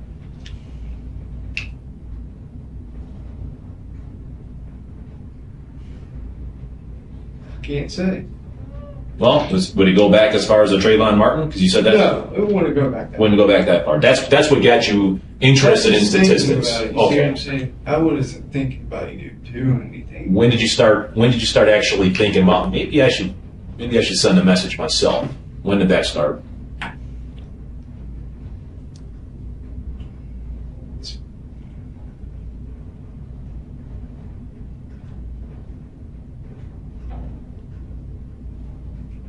Well, I don't want to answer it. But you know, it wasn't that long ago. Was there anything that happened that long ago? Or was like No, a movie no. or something you read or that said, hey, you know what? No, it's just an accumulation. I mean, was anything else going on beyond the Trayvon? I mean, there's been a lot of high profile Right, incidents you got across the all the country. other things happening too. But I just said Trayvon Martin because that was just the very That was the first. beginning. Right. And when you're talking about the different incidents. I mean, I don't care about Trayvon Martin or anything like that. That's just what made me start. What are some of the other things that have happened since then that got your attention? I guess. Well, you know, like the Ferguson thing, that I really didn't pay too much attention to because by the time that happened, I'm already completely awake. You see what I'm saying? I don't even really need to pay attention to it anymore because I already understand it. You see what I'm saying? Understand what? Once you already understand what's going on, I don't even need to watch the news. What Because do I you- already know what's happening. That's what I want to understand. You're saying you're completely awake and you understand what's going on. You know, What it's being racially aware. You know, that's a real thing. racially It's aware sensitive. of what? Racially aware in itself. You know, that's where you view everything that happens ever through a racial lens. And that's what you do. Yes, you have to view everything through a racial lens. Everything that happens, because that's how black people think. Black people, from the day they're born, are racially aware, but white people aren't, because we're brainwashed not to be. But I am, because it sounds corny. No, to no, say- I'm listening to what you're saying. woke up, No, no, you no, know, we're- to say we're- that sounds we're- corny, but I guess that's the only way to put it. We understand what you're saying, but where did you learn this? I mean, I know you say the internet, but are there sites? I mean, what inspired you to go, I got to research Because this? Dylan, believe me when I tell you, and Michael and I have interviewed many people and with each other, and you're an intelligent individual. And the bottom line is the fact that you make maybe grades at a school or things like that don't reflect it, but you're an intelligent person. The fact that you're able to read and comprehend and maintain specific knowledge, you're highly aware. I guess is what I'm trying to say. And I did want to put, obviously, I don't think I asked that question I usually do. You said you got your GED. You can read and write.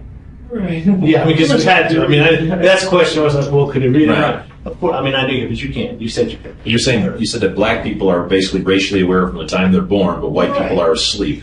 From the day black people are born, they're viewing everything that happens to them through a racial lens. That's why they get offended so easy. Sometimes a white person might do something to a black person, and the black person will think it's racist, even when the white person wasn't even thinking about race, because the black person's viewing this is a white person. You see what I'm saying? This is a white person talking to me. They're always thinking like that. Sure. You could ask a black person; they'll probably admit it to you. You know, that's how they think. But white people don't think like that. But eventually, they'll have to. You see what I'm saying? Because we're going to become a minority eventually, if nothing, if nobody does anything.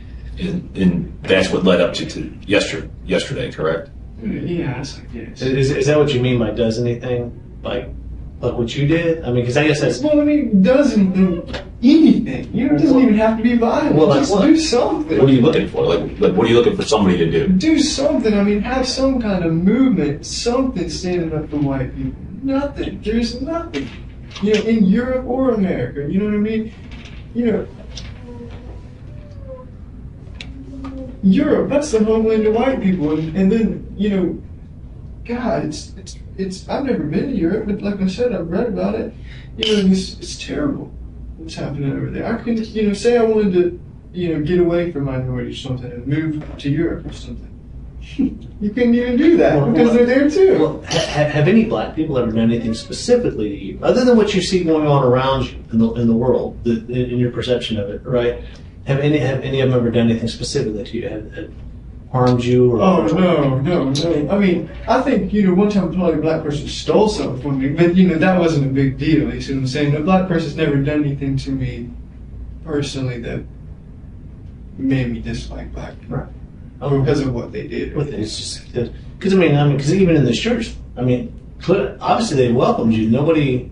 When they hand you a pamphlet and you sit down. I don't consider it. Well, they didn't tell you what do you. Did anybody say what do you want? Can we help? Did anyone say can we help you? Or did they say come on in and have a seat? What did they say? Come on, it's important for me to know that. Let's be honest. I think they were very surprised that a white person was coming into their African church in the first place. But they didn't say, oh, wait. They didn't jump up and say, hey, what are you doing here? They handed you a brochure and said, sit down. Right. Because a black person could go to any white church and they do the same thing. Because what is, race aside, what's the church about? Jesus? Were you raised in the church? Or? Yes. Lutheran. Well, that's a church. So, the church is really, although they're predominantly black churches, they're predominantly white churches, and there's people that, these churches, I gotta go to that both white and black people go to. Right. But I've been to plenty of black churches. No one's ever told me, hey, don't come in here. And they didn't tell you they welcomed you. Right? You would say they welcomed you. No, I wouldn't say they welcomed me. I said they let me sit down. Okay, so when you walked in, what did somebody say to you? They just said, Pastor, I think somebody's here to see you, or something like that. And then he handed me a book. And did he say, sit down, young man? I can just imagine in my mind. I think he pulled out the chair or something like that, and then So he pulled out the chair. What was the pamphlet that he handed you? Do you recall? Yes, it was just like verses. Okay. Just verses. Did you leave that there, or did you take it with you? Oh, I left it. Do you remember what they were talking about, or were you just so focused on getting the courage up to do what you needed to do? I think they were talking about riches or something like that. Riches or something.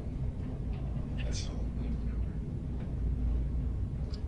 And at that point in time, you said you stood up and you said for a while you were debating, should I go? And then you said, no, I got to do this. So if you can think back to that, what was it that at that moment you decided I have to get up and I got to shoot these people? It was just, like I said, it was going back and forth in my mind, and Sure. eventually it was just like a jerk, like a jerk reaction. And it was basically a culmination of all the mental preparation you said you were doing over time. Yeah, I guess. I really wouldn't even say I was fully mentally prepared. It's just, I just did it. I just did it. Well, speaking about mentally prepared, and there's a couple other questions I want to ask you. Are you on any medications? No. Did you take any medications last night before you went to the church? No. What about drugs? No. Do you use drugs? Sometimes. Which kinds what do you use? No, I don't use drugs. What's okay if you do? If you use marijuana, no, trust me. Believe me. We're not worried about, I don't use drugs. I don't want to talk about drugs. Okay, that's fine. But I just asked you, were you under the influence of drugs last night? No. Is that because you want to make sure you had a clear head? Right. Okay, so you. But I don't use drugs that often. Well, could we just ask you that though? All right, you haven't used them often, but in the past, what have you done in the past? That's in the past, so it's no big deal. But so what have you tried? I know marijuana. Obviously, I've smoked weed. Yeah. But I don't want to. Like I said, I don't want to talk about Okay. Okay, that's fine. That's fine. I'm not have to do that. Whereas, I'm just trying to go through all this on the logical steps. Who's your bank card? Who do you bank with? First Citizens. First Citizen. Now, and going back to work, run me through yesterday. Did you go to work yesterday, or did you work with your dad, or? No, I didn't go to work yesterday. What'd you do? Where'd you spend? Not obviously we know what happened last night, right? But the night before, which was The 16th. the 16th. Where did you? No, I'm sorry. Yeah, the 16th. Where did you spend? Was it Tuesday night? Monday or? Because you woke up Wednesday Right. morning. I think I was at my dad's house. Okay, so you spent Tuesday night and woke up Wednesday morning at your dad's house. Yes. Yes. And what did you do that day?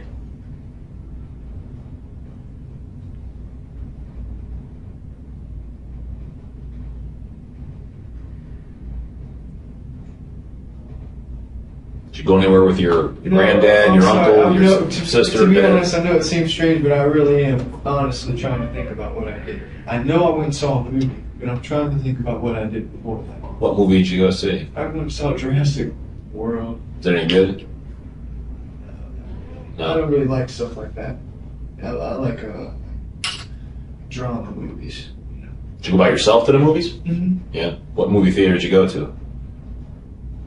Dutch Square. Dutch Square. And was that on the Tuesday or today's what? Today's Thursday. Was that on Tuesday you went to the movie or Wednesday? Was that Wednesday? Oh God. Wednesday was yesterday. Yesterday was Wednesday. Today's Thursday. Right now, today's Thursday. Yes. Yep. The best I can get, because yes, today's Yes, I think I did go to it on Wednesday. All right, so it was Wednesday. So it was yesterday. Yes. So you went to the movie. Okay. When did you? So you did you spend the night at your dad's on the 16th, going into the 17th? The Tuesday night. Yeah. Did you spend the night? I think so. Yes. You did. Okay. So before you went to your dad's to spend the night, what did you do during the daytime on Tuesday? Do you remember? Daytime on Tuesday? Yeah. I don't know. Okay. So you spent the night at your dad's. You woke up yesterday. Yesterday was Wednesday. Right. Okay. You woke up in the morning. Yes. I think your dad, if I'm not mistaken, he owns a construction company. Your dad, does he do is he a carpenter or is he a construction contractor? Did you go with him to a job site? Yes, I did. That's exactly right. Now you remember. All right. So what did you do there? I pretty much just stood there. Yeah. Your dad was working. Was he estimating a job? What was he doing? No, they were. They were working. How long do you remember how long you were there with him?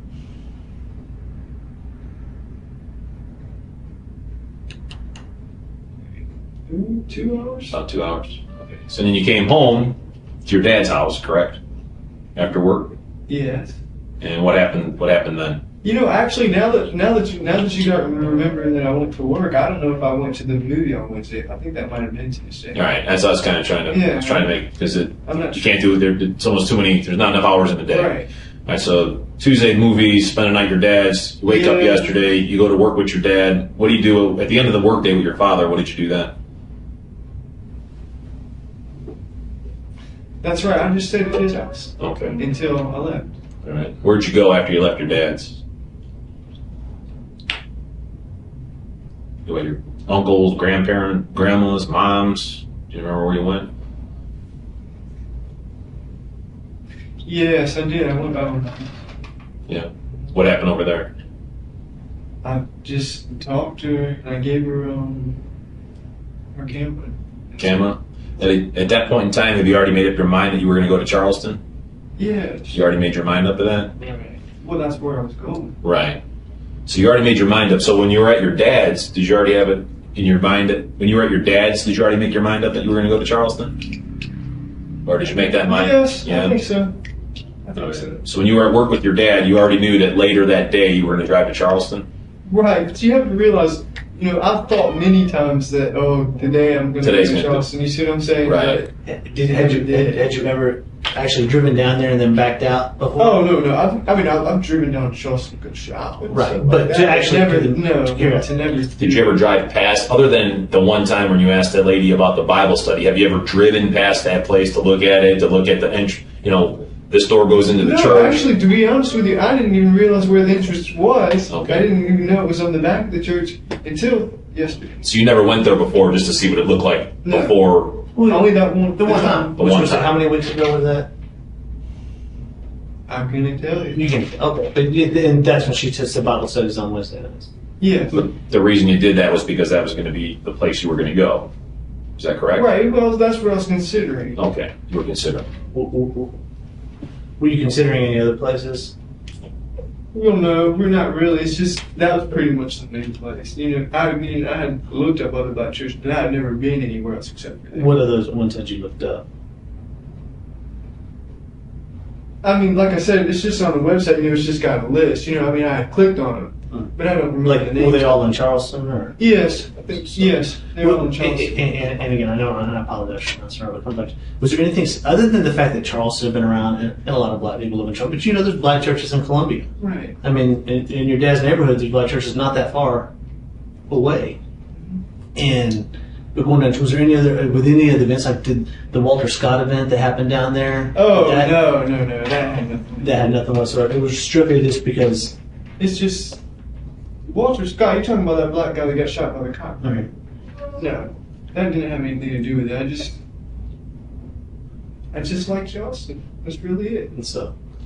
And you said there was a lot of history with that particular Right, yeah, church. yeah. What was the history? I'm not familiar. Oh no, I don't know any history about that church. I just know it was an historic African Methodist church. Gotcha. I don't know anything about So- it. Did you pick your gun up at your mom's house on the way to Charleston? No, I have not. You had your gun. Did it usually stay at your dad's house or your mom's house? Where's the case for the gun? It's in my car. Right, where did you keep it? Like, obviously, you didn't drive around with the gun in the case. You probably had the gun, and the case was probably somewhere else. Is that right or no? The box of the. Where's the box? The box that the gun comes in. Okay, right now the box is in my car. Okay. Prior to that, though, prior to putting it I think in it the was car, at my mom's house. at your mom's. Did she ever look in there to make sure to see if the gun was locked up properly? Did she ever make you lock the gun up or anything like that?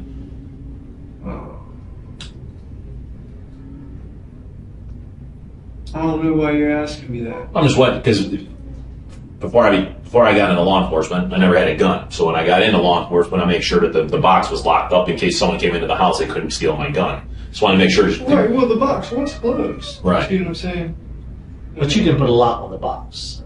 Oh, no, I didn't have a lock on the box. Nobody else goes into my room. Did your mom? Did she mind you having a gun in her house? Did she care, or that didn't bother her? No, she didn't really like it. No. Yeah, some people like guns and some don't. So. Right. Did your dad or anybody call you and ask you where the gun was last night? Or your mom? No, they couldn't call me. No, Because you they didn't couldn't have a call phone. me. Right. Your dad didn't call you at your mom's house when you got there and talked to you, No. or your mom called your dad? Do you remember talking to any of them before you? I mean, I guess you went by and saw both of them before you went to church. You left your dad's house Right. and you stopped at your mom's. Right. Did you tell them goodbye? I mean, would they have noticed anything different about you? No. I didn't say goodbye. Did your dad ever ask it before you went to Charleston? Did you speak to him? Did he ever ask, "Hey, I want you to bring the gun back," or "I don't want you to I want the gun"? Did he ask you anything like that? Well, yeah, I think he did. What was the But I think reason? you guys don't already know all this. That's why you're asking me. You know? Not necessarily, Dylan. Why would he ask for the gun back? What would be the reason for it? Did he help you pay for it? Did he give you money towards it? Because if somebody asks for something back, then they obviously have a vested interest in that object. You know what I mean? If I gave Michael his water, I could take it back because I gave it to him. I helped him purchase it. Why would your dad ask for the gun back?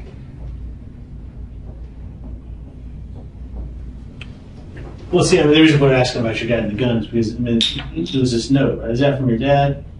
I owe you good for up to $400 toward pistol and CWP permit. I love you, Dad. Based on job, I guess you've done some work for him. Happy 21st birthday, that card. No, that was based on behalf of the job. Yeah, I mean, he was glad you had the job. But so he gave you did he give you $400? I guess that's the question we wanted to know. I mean, there's nothing wrong with it. It's not illegal for him to give you $400 as a gift. I mean, I give my kids stuff too. I mean, Why are you guys asking me this? You're not trying to get somebody else in trouble. Not at all. I did. no. Here's what you have to understand. We're trying to understand. We really, honestly, as you said, you have a story. We're trying to get the whole story because you got to understand. Everyone's going to want to know what was every piece. What does every step have? One, we need to be able to walk out here with confidence and say, no. For that, I guarantee you, the very first question is there anybody else involved? That's what we're going to be asked. And we need to be able to, with confidence, say no, based on our interview and talk with Dylann. Nobody else was involved. He acted alone. Here's why he did it. Here's what he did. So they're going to ask us these questions. That's why we ask you. I could sit there, we could speculate on what we know or what we've been told or what we don't. But until you tell us it is or it isn't, that's the only way we're going to know for sure. That's why we're asking you questions. That, because you're the only person here and the only person that knows the whole story. The truth. The truth, right? It's you. So that's why we're asking you, is to get the truth out, and so we can understand it. And really, honestly, you have to understand. In my mind, I've never thought about going to a black church and killing black people, and so it's hard for me to wrap my head around that. And so that's why I'm asking you these questions. And we're kind of going over and over again. Is to really make sure I have a good understanding, and I want to see it from your point of view. So when you say that you mentally prepared or you read things, the reason why I ask you, well, how did you mentally prepare? What did you read? Is that very reason that Michael brought up? Because we can't understand it unless you explain it to us. It'd be like you're telling us the story as to what happened over the last 48 hours. Unless you tell us the story, all we're going to do is guess and listen to what other people may think. We're kind of want to go right to the source. You're the source. You're the truth. So we're trying to understand that. Without you telling us, we just don't know. That's why we maybe ask the same question over and over again. Right. Yeah, and we're not trying to get somebody else in trouble or whatever. But if there was somebody else that was involved or somebody that put you up to, that's our job, right? But there wasn't. Right. I know. Now You've explained that. So now we're just trying to get how we got. Because yes, you're correct. We have talked to your parents. Obviously.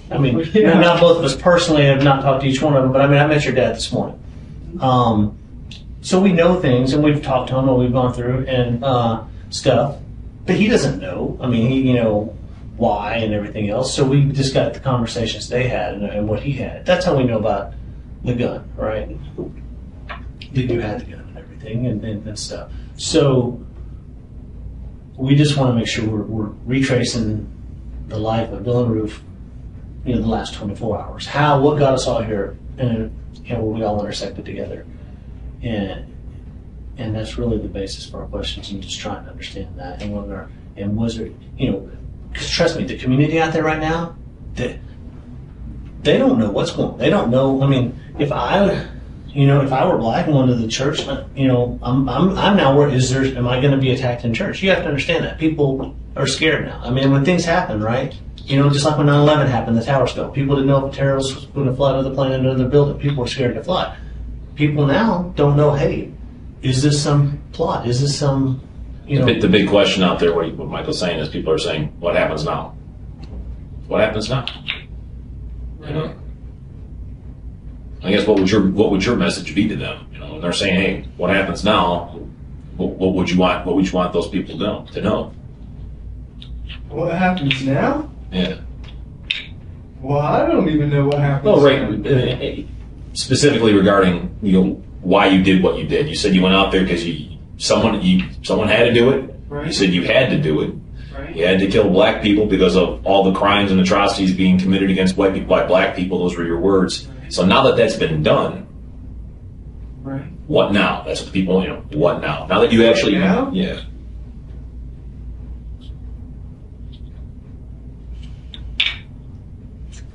And that depends on the other people. You see what I'm saying? I already did what I did. I can't say what happens now. I don't know. So do you hope other people emulate you and go forward? And that's would you want that? Was that in your thought process? If I do this and I'm successful, then other people might get the courage to do it too. I wouldn't know. I don't think that was in my thought process at all. I was never thinking, if I go shoot people, other people are going to go shoot people. No, not at all. I think more, if I go shoot people, then it'll just cause more agitation. That's what you thought. It would cause more agitation. So your deal, is it like if we agitate race relations to make it worse? Right. So that was ultimately your goal was to make race relations worse, right? Right. I guess that's one of my goals. I don't know. What does that accomplish by making it worse? It causes friction, and then, it could lead to a race war. So, like I said, So are you hoping that So basically, you're hoping that white people will rise up and become aware through what you did. Yes, and that doesn't mean that I want white people to rise up and kill all. Well, but you want them to be aware. I just want them to do something, for themselves. But Stop what's happening to them. They don't even know what's happening to them. and obviously, It doesn't mean you have to kill black people. Just make things better. but in your mind, making things better, right? As you said in the very beginning, going back to segregation, white people are. I mean, white people need to be running the country, right? Yeah, sure. Right. I mean, like no more black presidents, no more black politicians, right? I mean, that's Yeah, no more black president, sure. you I know. don't think we need a black president. You don't think we do? No, I don't think we do. Right. But I don't really have an Okay. opinion on Obama or anything like that. I wouldn't care about Obama. Okay. Well, because it's not part of the deal, but I mean, and I think that if you're saying your goal is to agitate, I mean, I guess it is, but how are we going to get things? So, you really don't want them to get better. You don't want people to start saying, you know what, maybe But they won't get better unless it's agitated. There's no way. It's not possible. It doesn't work. But in your view, it only gets better if black people become second-class citizens, right? I mean, really, right? I mean, come on, because somebody has to either, in your world or your mind, either white people are going to become the second-class citizens. Or We black are people. the second-class citizens. That's the problem. We already are the second-class citizens. That's the problem. So you want us on equal level, or do you want us superior? I'd say I'm more superior. Okay, I got But that. right now we're inferior. So that's even worse than being equal. So how do we shake off the stigma of being inferior? I mean, how do we change that?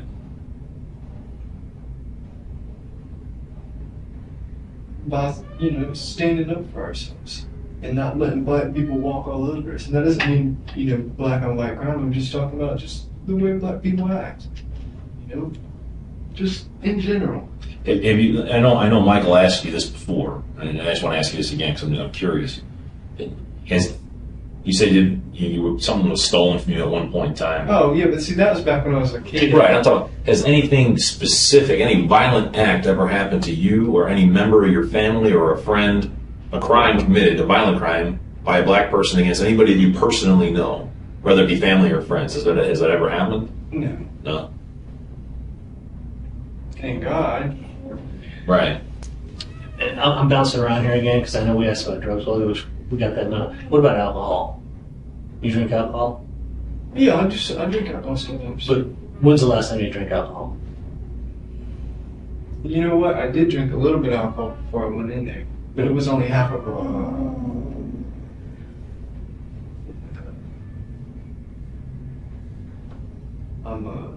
Smirnoff thing or something like that. Last night? Yes. Like when you say half a Smirnoff, like are we talking about a pint, a fifth? It was a big one, but I wasn't, even buzzed or anything like that. I just took a couple swings of A it. Smirnoff vodka? Oh no! Or are you It's talking about just a wine cooler? Yeah, like a wine Like cooler. one of those, whatever. Right. No, Okay. just like. Okay, so where did you get that? Gas station. In Charleston, or? I don't remember. Did you use your debit card, or did you pay cash? I really don't even remember buying it, but I know I had it. Did you just buy one, or did you buy a six-pack? Oh no, it was just a one. So you had how many swigs would you say you had? Was it a couple gulps or just sips? Yeah, like a couple gulps, but like I said, I wasn't even feeling it. You see what I'm saying? I just took it just because. Was that like right before you went in, or was it? Maybe about 15 minutes before, because I was sitting in my car. Bottle about this size? No, it was a bigger bottle. Yeah. See, it was a little bit bigger anyway. And how much of it would you say, if this was filled, I mean, that's a full bottle, how much of it would you say you drank? If that was the bottle, how much would you say you drank of it? This. No, yeah, that's Well, like one or two gulps. Yeah. What happened to the bottle afterwards? Was it in your car, or I think it is still in there, but I drank the rest of it afterwards. so after? You're right. Driving when you were driving. Yeah, I think so. That was yesterday? Well, no, last night, driving after the shooting to Right. Last night. Yeah, but I didn't get drunk or anything like that. Well, if you could talk to or say anything to the victims' families, what would you say to them? If they were like right across the table from you, they want answers. I mean, and you've told us your answers. I mean the answer is why. I mean, and you've told us that. But what would you tell them? Would you be able to tell them that you shot their family member because the reason you told us? No way. No. I can't say that to them. I probably couldn't even look at them. Your car. Would you sign a consent form to allow law enforcement to search your car and retrieve that gun out? What we call it, consent Is form. it still in there? Yeah, your car's been towed back. It's over here now. But I mean, We want to get your permission to take the gun out of the car. and to search your car. I mean, It's your car. it's your car. Someone might come in here and ask you that and say, "Hey, would you sign this consent form?" We're not asking you that right now. Present the form when that time comes. They'll give you a form because obviously, they want to get the gun out. I know you look perplexed, like why is the gun still in there? Why haven't you already done that? Right? But I'm just asking you that. Is that something you do or? Why? Am I better off if I don't? I'm not. I'm going to give you no one way or the other on that. I'm not going to make any comment. That's something totally. And you know what? Just think about that. I'm just letting you know. Think about that for now. I'm not going to be the one handling that part. So just think about that. I'm next. I do want to take a couple of pictures of you real quick. I don't know if anybody's photographed you whatsoever. I just need to step out. But before we do that, I'm going to step out just real quick. Is there anything I can? One second. Okay. Now, can I ask you this? Do I have to let you take pictures of me? Legally?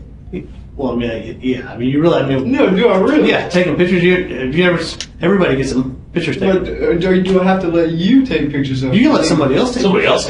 If you don't want me to take your picture, I don't. No, you know what I mean. That's fine. You guys, do I have to let you guys have pictures of me? I don't look too good. That's not the reason why I'm taking a picture. That's really not it. But anyway, I don't know. Nobody's ever really asked me that question before. At some point, someone will take your picture. It'd just be easier, if you were up and you were smiling and stuff like that. Hang on just a second. We're not smiling, but you know what I'm saying. Hang on a second. One of the reasons is we want to be able to take a picture that shows you don't have any injuries, you didn't hurt yourself, you didn't, you know what I mean? That's just like, for me to get a better understanding, I had you draw this. For people to get a better understanding that Dylann was okay and he didn't when he ran out of the church, he didn't trip and hurt himself, whatever. We want to be able to show that you were fine. There was no physical injuries to you, that when we spoke to you, that we didn't, I don't observe anything, but we like to take a picture to document it. That's pretty much the reason.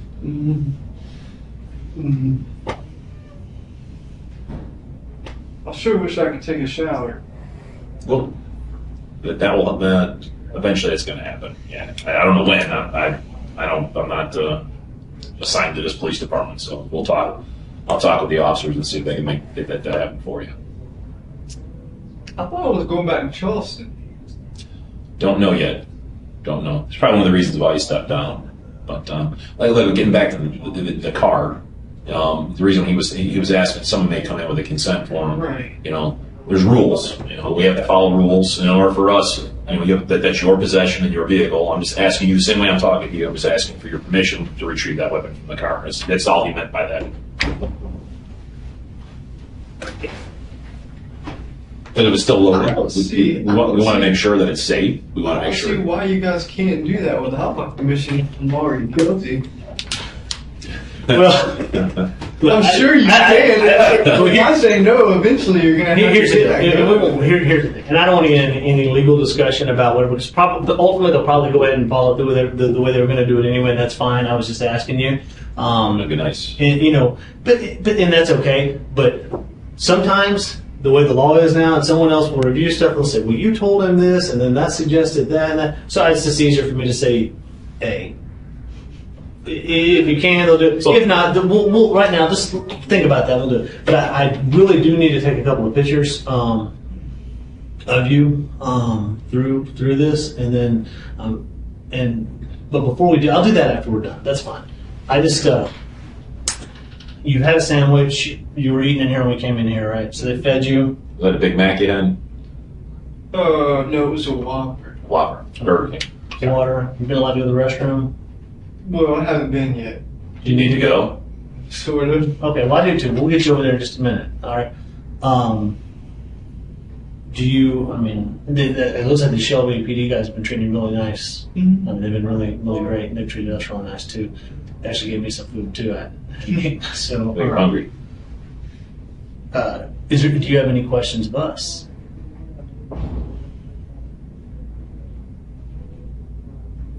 Yes. What do you think is going to happen to me now?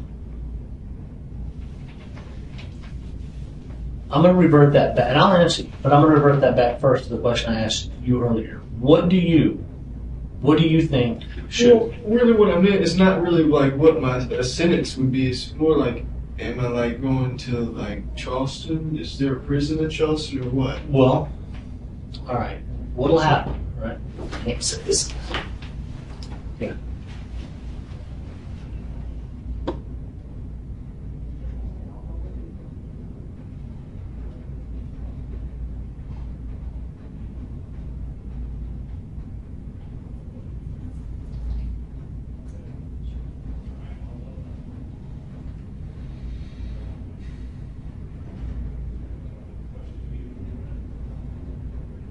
What are you thinking about, Dylan?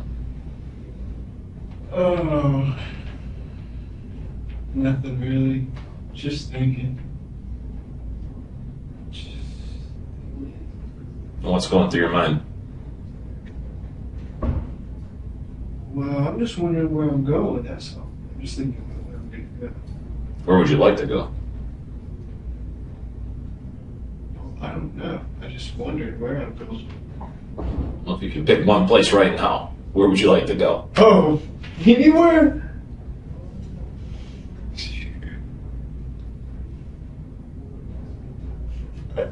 I know. Where's that? Home. Yeah. Yeah. Mom or dad?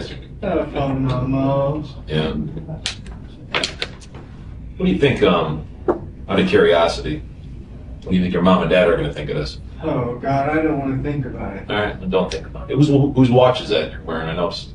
Oh, no, this is mine. Is that yours? Yes. I've got a small wrist, so. Yeah. Now, I don't want to think about that kind of stuff. Yeah, don't This is think. bad. Yeah, don't think about that then. You still hungry? You want any more food?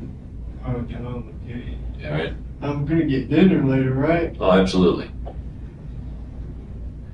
Absolutely.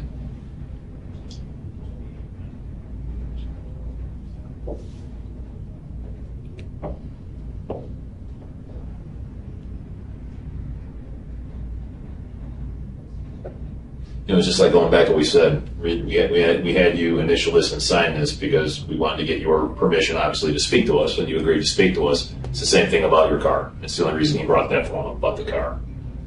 So if I got one of those forms, would you read it over and give us consent? Would you give us permission to go into your car? It's the same thing as when you sign here regarding us speaking. We have to ask your permission. Sure.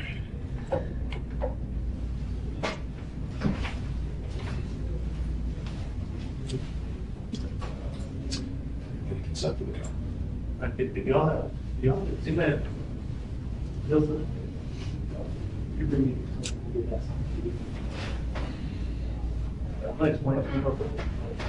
Tell me whatever I'm not when they're ready. I'll just explain it. All right. Here's what's going to happen. That was the boss of the SAC. It's the charge of the North Carolina office out there. My boss is back in South Carolina now. All right. They've issued a warrant for you for murder in the state of South Carolina. Okay. All right. you're about to officially, you've been detained. We won't get into the semantics of arrest versus detained, whatever. I mean, but for all intents and purposes, you're handcuffed, that's arrested, right? So we won't go there. But you'll be officially arrested. You're going to be transported up to a local magistrate here in North Carolina. They're going to tell you what you've been charged with. All right. At that point in time, they're going to give you an option. Here's the choices you have, right? And say, hey, which I think, I mean, do you want to, you can waive what we call extradition. When you're in another state arrested, it goes back a long time under state charges right now, you have to be extradited to go back to another state. There's two ways that happens. The first one, you say, yeah, that's me, here, take me back and let's get the court process going. If you don't waive extradition, then they put you in a local jail here. And then basically the governor of South Carolina, their office, they apply to get what's called a governor's warrant and issue it. And then it's all done. It's issued here in North Carolina, basically saying, yeah, we've determined it's you. That could take a couple of months sometimes. And then they then take you back to South Carolina then. And so your whole court process doesn't really start until you get back to South Carolina. So, but they'll give you, the judge will explain everything to you. He'll tell you what you're charged with. He'll tell you that you can waive it. If you waive it, it's my understanding that SLED, you know who SLED is, right, in South Carolina? Mm-hmm. The state police who we work with, because right now, everything is a state charge right now. They put on you this warrant. How this is all going to break out in the end, I don't know. But right now, it's state, right? They're going to then, they will take, if you waive, they'll take you back this afternoon. And then you will end up going to a court, down there tomorrow. And then start the whole process down there, start the legal process. You can either go back today. Right, but what I'm trying to figure out is, you said if I didn't waive it, is that right? And I stayed in North Carolina, I go to a local jail or whatever. So where would I be in Charleston or in South Carolina? Well, in another local jail there? You'll go to a local jail, but I have a feeling, I can't promise you this because I'm not in charge. I have a feeling they'll probably they might put you in a separate facility for safety purposes. They may say, hey, let's go ahead and instead of local jail, they may make the decision, we're going to take him and put him in a state prison facility and a separate facility for security purposes, as opposed to being in the Charleston County Detention Center. So, because your safety is, despite everything that's happened here, we still have a duty to protect you, right? And so we want to we got to make sure you're safe. But those decisions will be made in South Carolina. But if you don't waive, right, you'll go here, you'll go to the local, I think we're in, is it Cleveland County we're in? Cleveland County. Cleveland County. You'll go to the Cleveland County jail and you'll sit there until they do all the orders and come back. I can't give you any advice on that or whatever. That's something that you'll have to decide. The people there, the judge will explain it to you. A lot of times, people do waive that just to get back. Essentially, if we were charging on federal charges right now, we'd scoop you up and drive you straight back because it's federal districts and it's different. We take you to a federal judge to be done, or we take you to a judge in Charlotte and drive you back after the judge saw you and had what we call an identity hearing, et cetera, et cetera. So it's a similar process, but their process with the state is the same way. It's essentially, it just kind of goes back to the old way things used to be. So that's a decision you'll have to make. But I do think... Yeah, let me go over this with you the same way I went over with this. This is a consent to search vehicle, all right? So I check vehicle right there. It says, as the person in apparent control of this vehicle, the undersigned officer would like your consent to search for evidence, contraband, or instrumentalities of a crime as described to me. We already spoke about why we were here today. You are under no obligation to give this consent, and anything found may be seized and used in evidence. You have the right to consult with an attorney before deciding whether to grant or withhold consent. If you cannot afford to hire an attorney, one will be appointed to represent you before you give your consent. You have the right to withdraw your consent at any time and may give consent to a limited search of your vehicle. All right, some description of items. That's it. Oh, God. Now, if I don't sign this, then what happens? Does that slow me down too? No, it doesn't slow you down. But also, in addition to the car, we actually do want your clothes too. Because those are the clothes you were wearing. Understand? Then what do I put on? They'll give you some clothes. We'll give you some clothes. But we want your clothes because, you may not see it, but there could be blood splatter on those clothes. There could be all kinds of stuff. And understand, even though you've just come here and readily admitted it, did everything you were, you stood up as a man and said, I did this, right? You told your story. The government or in the state still has to actually prove all aspects of the case as if you've never told us anything. So they're going to go through and do all the things. Hey, he was here, and here's the blood spot, or here's this, here's that.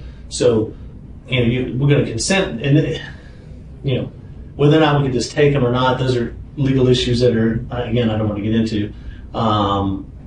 But the decision was made that either, to ask you for consent on the close, or they'll do the other. So that's your choice. I can't coerce you into saying, oh, you got to give these, either give these or it's not going to happen. And I'm not doing that. And if you don't want to, that's fine. If you say, I don't want to sign consent, don't sign. That's fine. Yeah. I mean, I'm just. I can't sign Okay. Okay. So that's fine. I do need to take a picture of you now. Okay. This basically concludes our formal interview. Okay. Is there anything else you want to say? I don't think so. Okay. So go ahead and stand up for me.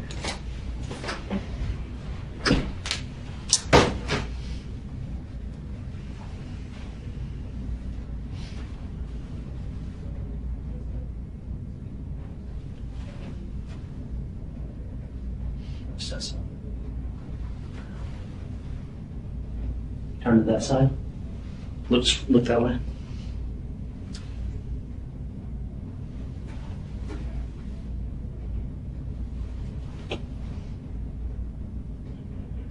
Right, face the wall.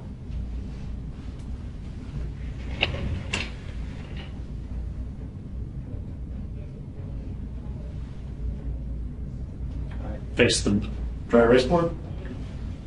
Those are black Dickies. Oh, yes.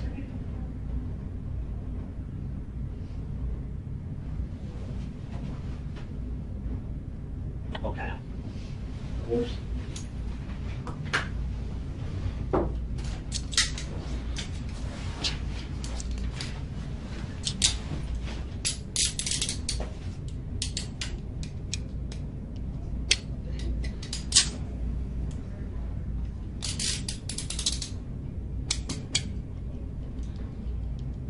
And it is 3:35 p.m. by my watch. You were skinny. Do you think you feel like you can escape? No. You're not going to try and escape, right? No. Do you have anything on you other than your watch and stuff? No, they've searched me, but I don't have anything.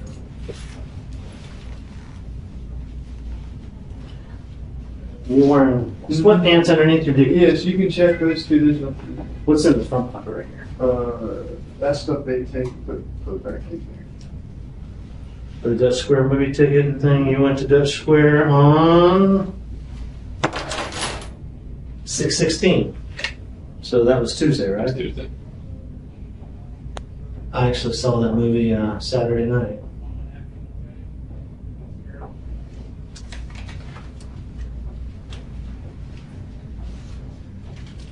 Is this all the money you have left? Yes.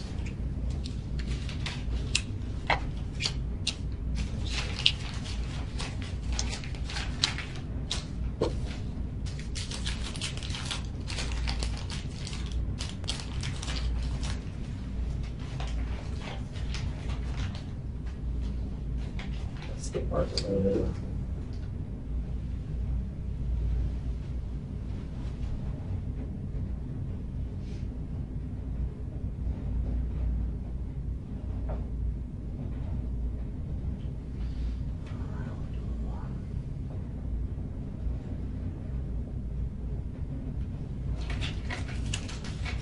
Well,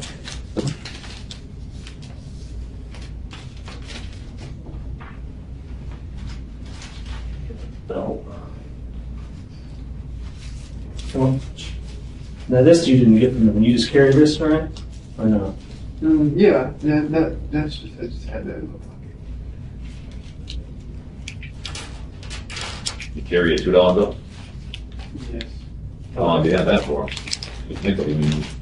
Oh, no, they yeah. Have you tried to draw out some more money? No, that was all at the same time. No.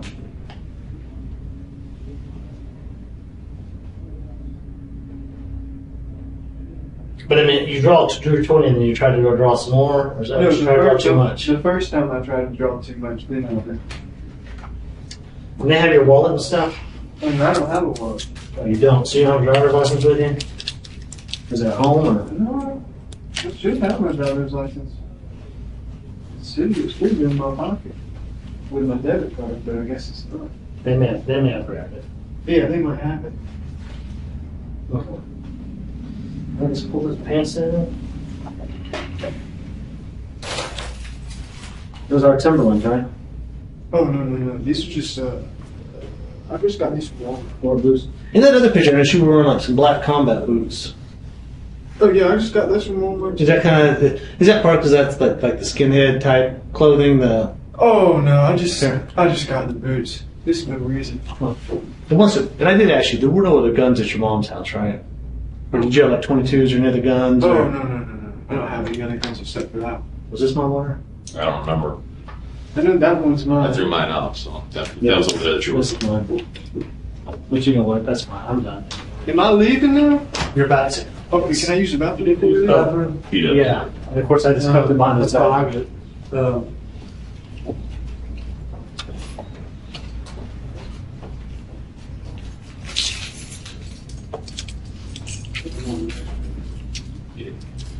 Well, how about this? Do you have to go right back? Because we're not gonna be riding, we're just gonna go a couple blocks. Okay. We'll get out of here and we're just gonna go a couple blocks over to the courthouse. Yeah. And then we'll get you situated there. You're not gonna be riding for a long time right now. We're just gonna go a couple blocks. Are y'all done? Yes, we're done. All right, let me stop this right here. We'll be